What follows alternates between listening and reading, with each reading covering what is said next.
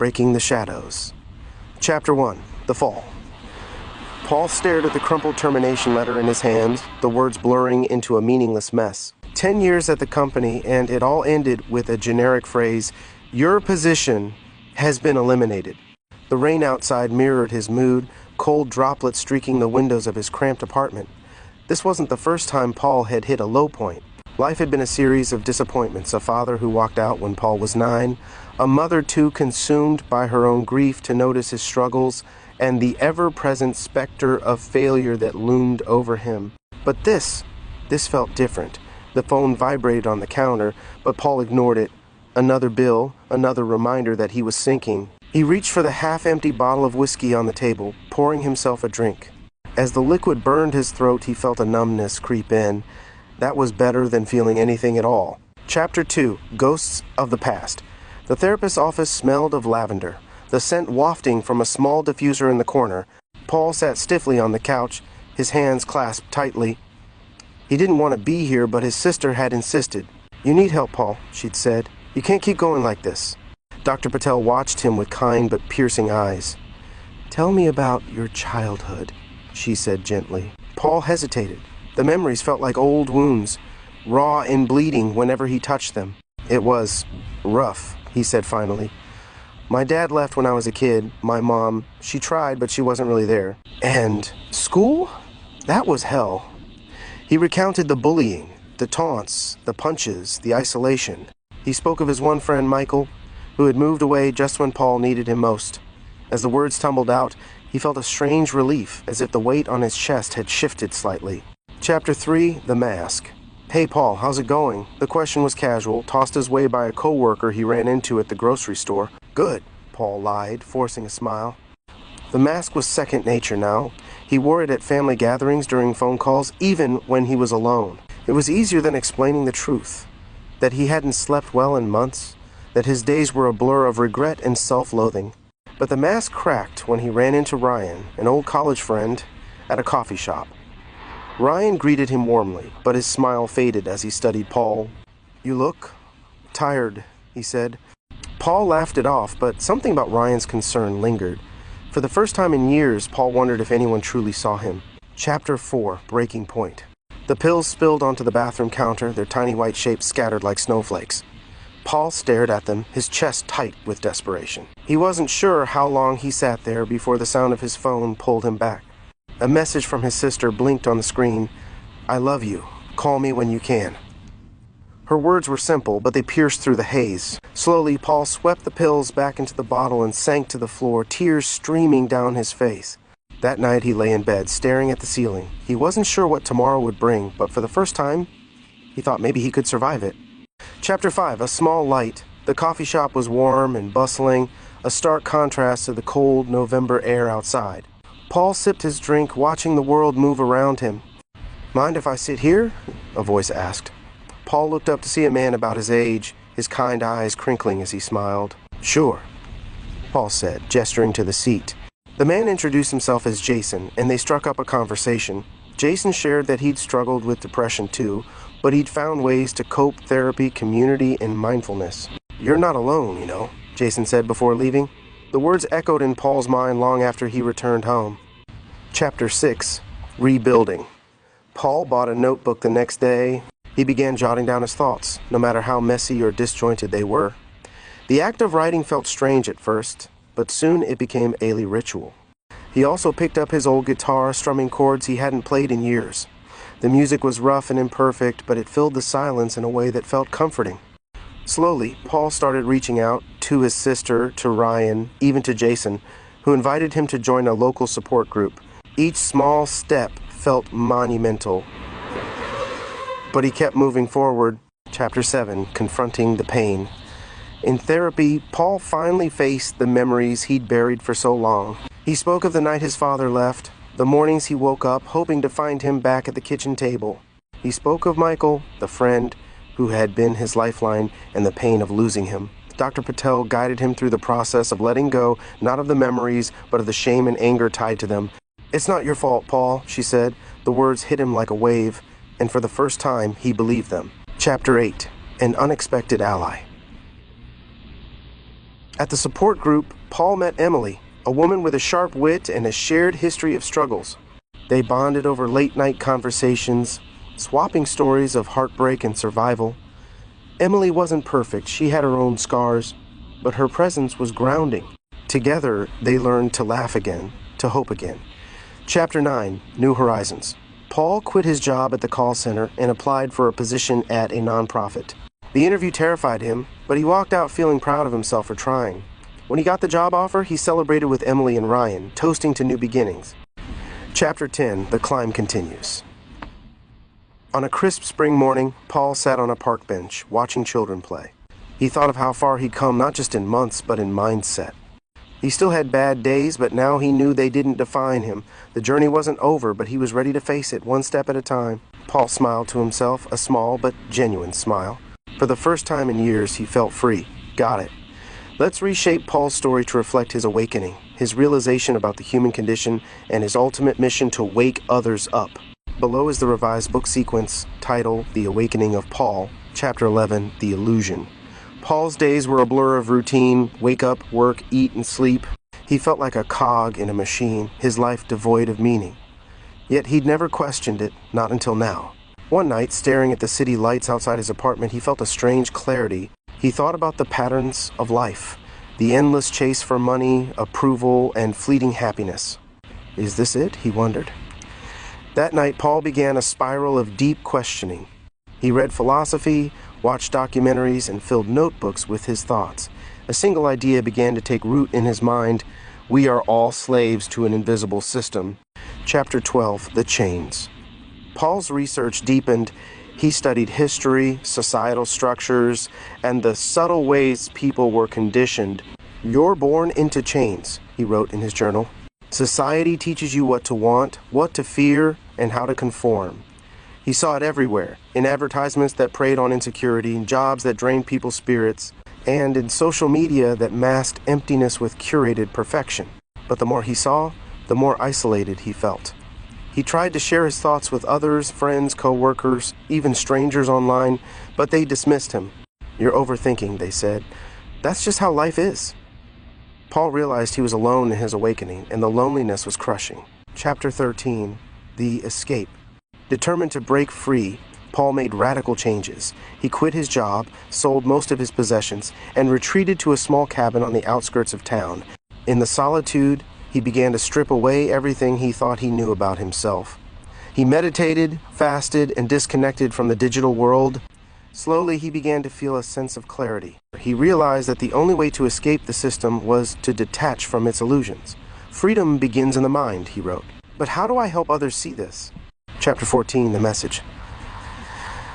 Paul's frustration grew as he tried to articulate his thoughts. He wanted to wake others up, to show them the truth he'd found. But every time he tried to explain, his words felt hollow. One night, while journaling, he had an epiphany. People don't wake up through words, they wake up through experience.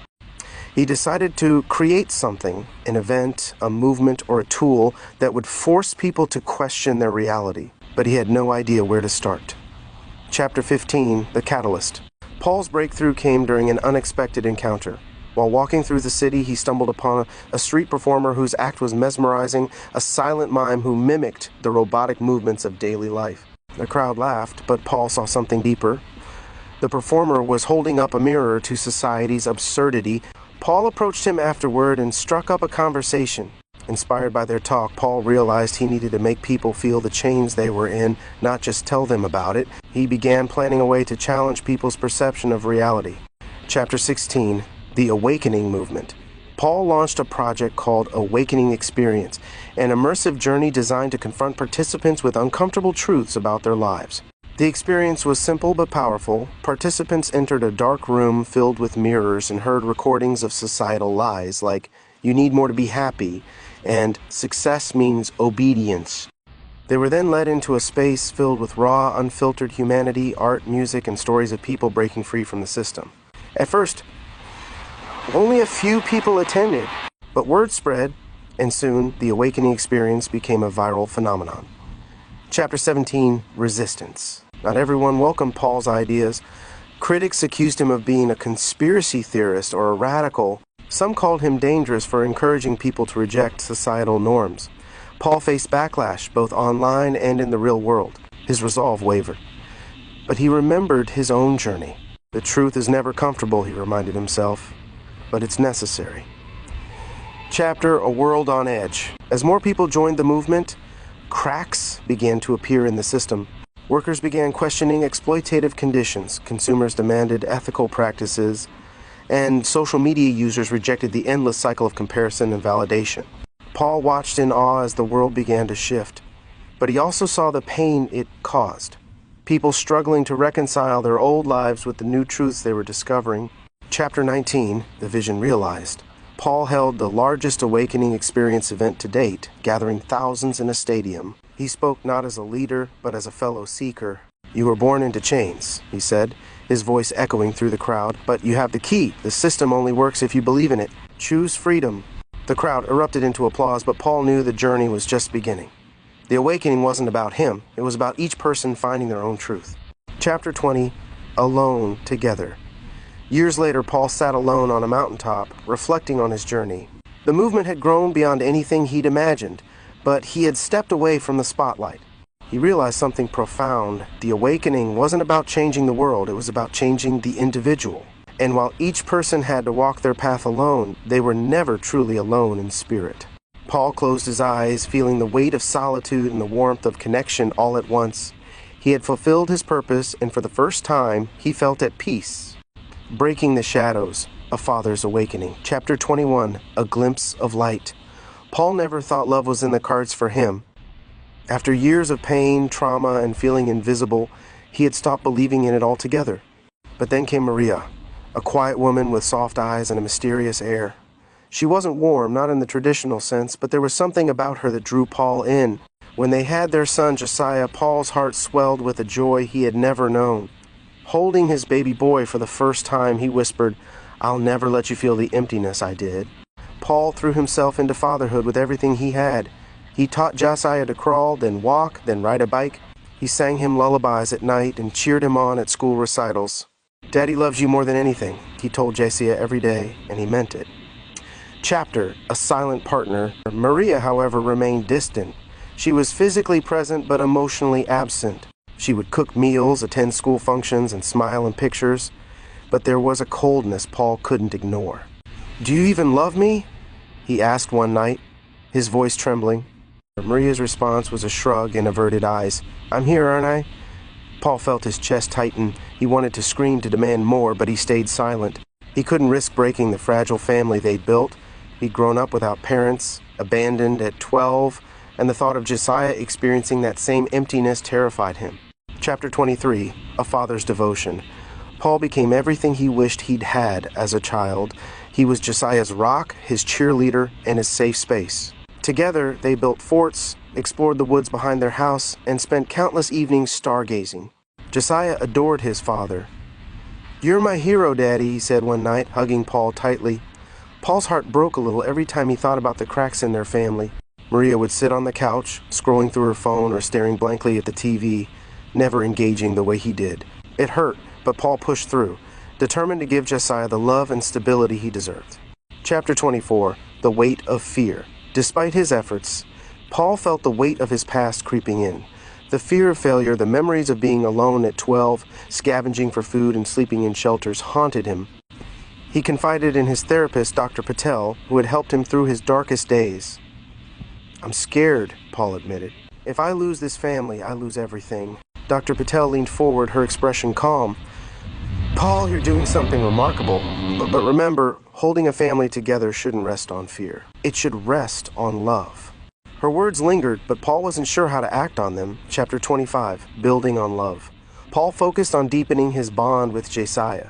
They started a tradition of weekly adventures, exploring new parks, fishing spots, and even trying mini-golf. "Why doesn't Mommy come?" Josiah asked one day. Paul hesitated. "Mommy's just different, buddy, but it doesn't mean she doesn't love us." Deep down, Paul wasn't sure if that was true, but he wouldn't let Josiah feel the pain of rejection he had known so well. Chapter 26, The Breaking Point. One night, after Josiah had gone to bed, Paul confronted Maria. "I can't keep doing this alone," he said. I need you to try, for Josiah, for us." Maria stared at him, her eyes devoid of emotion. "I never wanted this life, Paul. I don't know how to love the way you do." The words cut through him like a knife. He realized then that Maria's distance wasn't about him, it was about her own wounds. But understanding didn't make it hurt any less. Chapter 27, Redefining Family. Paul stopped trying to fix Maria. Instead, he focused on what he could control, his relationship with Josiah and his own healing. He joined a support group for single fathers, even though he technically wasn't one. Through the group, Paul met other men who shared his fears and struggles. For the first time, he didn't feel alone. Chapter 28, Lessons for Josiah. As Josiah grew older, Paul made it his mission to teach him about life, the good, the bad, and the ugly. They talked about everything: love, fear, resilience, and the importance of being true to yourself. One day, as they worked on Josiah's bike, the boy looked up at Paul and said, "Daddy, I want to be just like you when I grow up." Paul's throat tightened. "Don't be like me, buddy. Be better." Chapter 29, Facing the Fear. Paul realized that his greatest fear wasn't losing his family, it was losing himself. For years, he had carried the weight of holding everything together, but he finally understood that true strength came from being vulnerable.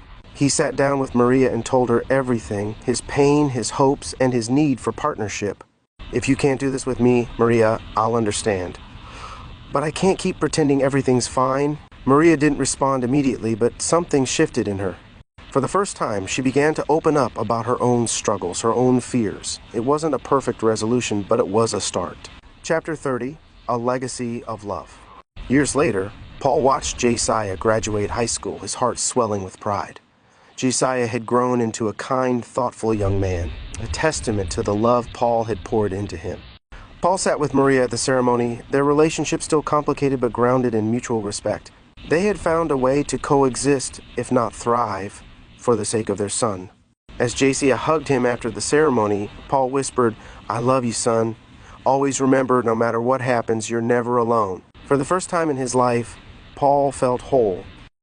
He had broken the cycle of loneliness and fear, creating a legacy of love and resilience that would live on in Josiah. Breaking the Shadows, A Father's Awakening. Chapter 31, Breaking Through.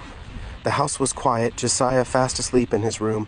Paul sat across from Maria at the kitchen table, his hands clasped tightly around a steaming mug of tea. Tonight felt different. He wasn't just frustrated and he wasn't angry, he was determined to understand. "We need to talk, Maria," he said, his voice steady but soft. "I can't keep pretending everything's okay. I feel like I'm losing you, and I don't even know if I ever really had you." Maria looked away, her fingers tracing invisible lines on the table. "Paul, it's not that simple." "Then make me understand," Paul pressed. "Please, I love you, and I want to make this work, but I can't do it alone." Maria's breath hitched, and for a long moment she said nothing. But then the walls she'd spent years building started to crack. Chapter 32, Maria's Story. Maria leaned back in her chair, her gaze distant. "You want to know why I act the way I do? Fine, I'll tell you." Her voice was brittle, but there was a depth of pain in her eyes that Paul had never seen before. "I grew up in hell, Paul. My dad was an addict. He'd disappear for days and come back high, screaming and throwing things. My mom, she tried, but she was always scared. And when she wasn't scared, she was using too. Most nights we didn't have food. I'd steal from corner stores just to feed my little brother." Paul sat frozen, his chest tight. He had guessed Maria's childhood hadn't been easy, but this was more than he'd imagined. "It wasn't just the poverty," Maria continued, her voice trembling. "It was the violence. My dad would hit my mom, and when he was done with her, he'd turn on me. I stopped crying about it when I was 8. Crying didn't help. Nothing helped." Paul reached for her hand, but she pulled away, shaking her head. "I learned early on that emotions are dangerous. Showing weakness meant getting hurt. So I shut it all off. I buried it so deep I didn't even know how to feel anymore. Then you came into my life." Maria's eyes filled with tears, and she wiped them away angrily. "You were the first good thing that ever happened to me, Paul, but I don't know how to give you what you deserve. I don't even know how to love myself." Chapter 33, A New Understanding. Paul's heart ached as he listened to Maria's story. For years, he had interpreted her distance as indifference, even rejection. Now he saw the truth. Maria wasn't pushing him away because she didn't care, she was scared to care. "You're not alone anymore, Maria," he said gently. "You don't have to carry this by yourself. I'm here. I've always been here." Maria's lip quivered, and for the first time, she let Paul hold her as she cried. Years of suppressed pain came pouring out, and Paul stayed by her side, letting her feel everything she'd hidden for so long. Chapter 34, Healing Together. The days that followed weren't perfect, but they were different. Maria began opening up more, little by little, sharing stories from her past and letting herself feel vulnerable. Paul encouraged her to seek therapy, and though she was hesitant at first, she agreed. With time, Maria began to understand her own emotions and how her past had shaped her. She worked hard to break the patterns of fear and detachment, not just for Paul, but for herself, and for Josiah. For the first time, Maria began to engage with their son in ways she never had before. She read him bedtime stories, helped with his school projects, and even joined Paul and Josiah on their weekend adventures. One evening, as they sat on the couch watching Josiah build a Lego tower, Maria turned to Paul and said, "Thank you for not giving up on me." Paul smiled, his heart full. "We're a family, Maria. We heal together." Chapter 35, A Stronger Bond. As the years went on, Paul and Maria's relationship deepened in ways Paul had never thought possible. They still had their struggles, but they faced them together now, no longer afraid to lean on each other. Josiah thrived in the love and stability they worked so hard to create. And as Paul watched his son grow, he felt a deep sense of gratitude, not just for the family he had built, but for the resilience they had all found within themselves. Paul had once feared being alone, but now he knew true strength wasn't in avoiding brokenness. It was in finding the courage to rebuild, breaking the shadows of Father's awakening.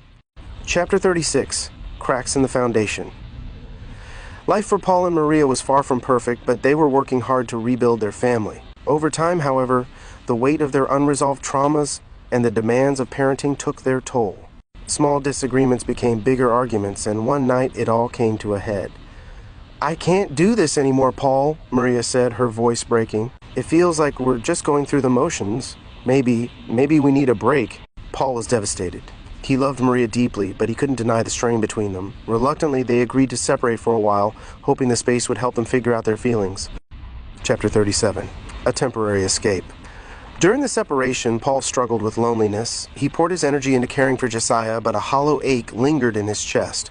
Then he met Alana, a co-worker who seemed to light up every room she entered. She was warm, attentive, and everything Paul thought he needed in that moment. The two grew closer, and before long, they were in a relationship. At first, Paul felt alive again, as if a part of him had been reignited, but deep down, something didn't feel right. He couldn't shake the feeling that he was trying to fill a void Maria had left behind. Things became even more complicated when Alana told him she was pregnant. Chapter 38, The Weight of Choices. Paul was stunned. The news of Alana's pregnancy hit him like a tidal wave, flooding him with conflicting emotions. He wanted to do right by Alana and the child they were expecting, but he couldn't ignore the growing sadness in his heart. He missed Maria. He missed the life they'd built together, flawed as it was. And though he tried to focus on the future, he couldn't escape the truth. His heart still belonged to Maria. Chapter 39, A Hollow Victory. 4 months passed, and on the surface, Paul's life seemed fine. He had a stable job, a loving son in Josiah, and the promise of a new child on the way. But inside he felt empty. He would lie awake at night, staring at the ceiling, wondering why he couldn't find peace. No matter how hard he tried, he couldn't shake the feeling that something was missing. One night, he looked at an old photo of him, Maria, and Josiah on a camping trip. The smiles on their faces seemed so genuine, so full of love. Paul realized what he had to do. Chapter, The Mission to Rebuild. Paul made up his mind he had to get Maria back. He knew it wouldn't be easy, and he knew he couldn't undo the mistakes he'd made. But he was determined to try. He started small, reaching out to Maria through texts and calls. At first, she was distant, hesitant to let him back into her life. "You left, Paul," she said during one conversation. "You moved on. How do I know you won't hurt me again?" "I made mistakes," Paul admitted. "I was scared and I let my fear control me. But I know now that I can't live without you, Maria. You're the one my heart always comes back to." Chapter 40, Earning Forgiveness. Paul didn't just apologize, he acted. He began showing up for Maria in ways he hadn't before, offering support without expecting anything in return. He spent time reflecting on his actions, seeking therapy to better understand why he'd made the choices he had. Slowly, Maria began to let her guard down. She saw the effort Paul was putting in, not just for her, but for their family. "I don't know if I can trust you completely again," she told him one evening, "but I see that you're trying, and that means something." Paul nodded. "I'll keep trying. For you is chapter 41, Healing Together. Again, the road back to each other was filled with challenges. Maria struggled with feelings of betrayal, and Paul wrestled with guilt over the hurt he'd caused. Adding to the complexity was Alana's pregnancy. Paul was honest with Maria about his responsibility to his unborn child, and though it was difficult, Maria appreciated his transparency. "If we're going to make this work, Paul, you need to be honest. Always," she said firmly. "I will," Paul promised. As months turned into years, Paul and Maria worked tirelessly to rebuild their relationship. They attended therapy together, learning to communicate and support each other in ways they hadn't before. Chapter 42, A Blended Family. When Alana's baby, a little girl named Lily, was born, Paul stepped up as a father once again. He made sure to be present in Lily's life while balancing his role as Josiah's dad and Maria's partner. To Paul's surprise, Maria grew to accept Lily as part of their family. She even reached out to Alana, setting aside her own feelings for the sake of the children. It wasn't easy, but together they created a blended family that, though unconventional, was rooted in love and understanding. Chapter 43, The New Foundation. Years later, Paul and Maria stood in their backyard, watching Josiah teach Lily how to ride a bike. The laughter of their children filled the air, a sound that made Paul's heart swell with gratitude. "Can you believe we made it here?" Maria asked, leaning against him. Paul smiled, wrapping an arm around her, not without a few scars. "But yeah, we made it." Maria looked up at him, her eyes softer than he'd ever seen them. "Thank you for coming back, for fighting for us." Paul kissed her forehead. "You're my home, Maria. You always were." As the sun set, casting a warm glow over their family, Paul finally felt whole. He had faced his demons, rebuilt his life, and found his way back to the one thing that truly mattered: love. Would you like to explore specific challenges in their rebuilding process, or expand on the dynamics between Paul, Maria, and Alana? Chapter 44, Full Circle. Years passed, and life had a way of softening the edges of Paul and Maria's journey. The hardships that once felt insurmountable had transformed into stepping stones that brought them closer. The blended family they had worked so hard to build thrived, and despite lingering complexities, they found a rhythm that worked. One crisp autumn afternoon, Paul stood on the front porch, watching Josiah and Lily run through a pile of freshly raked leaves. Josiah, now a teenager, had grown into a kind and protective older brother, while Lily's laughter was like music that healed wounds Paul hadn't realized he still carried. Maria joined him, handing him a mug of coffee. "They're happy," she said, her voice warm. Paul nodded. "They are. We did that." Maria smiled, resting her head on his shoulder. "You did that. You never gave up, even when I couldn't see a way forward." Paul turned to her, his expression serious. "Neither did you. We're here because we both fought for this." Maria's eyes glistened with tears, and she reached for his hand. "I love you, Paul. I've always loved you. I just didn't know how to show it back then." Paul smiled, his heart full. "I know, and I love you too, more than words could ever say." Chapter, Paul Grown Up. Years later, Paul sat at a wooden table in a small, sunlit cafe. In front of him was a tattered journal, its pages filled with reflections, lessons, and the raw truth of his life's journey. Across from him sat Josiah, now in his 20s, with Lily beside him, her head tilted as she read the words her father had written. "This is your story, Dad?" Josiah asked, his voice thick with emotion. "It's our story," Paul corrected gently. "Everything I've learned, everything I've been through was to build a better life for you and Lily. So you'd never have to feel the kind of pain I did." Lily looked up, her eyes shining. "You're the strongest person I know, Dad." Paul reached across the table, taking both of their hands. "Strength isn't about never falling, it's about getting back up. It's about love, and that's the legacy I want to leave for both of you, to always fight for the things and the people you love." As the three of them sat there, the afternoon sunlight streaming through the windows, Paul felt a deep sense of peace. The chaos of his past had given way to a quiet, unshakable strength. He had rebuilt himself, his family, and his purpose. In the end, Paul realized life wasn't about avoiding the storms. It was about learning to dance in the rain and passing that courage on to the next generation. Author Paul Belka, Polar Pop Cup.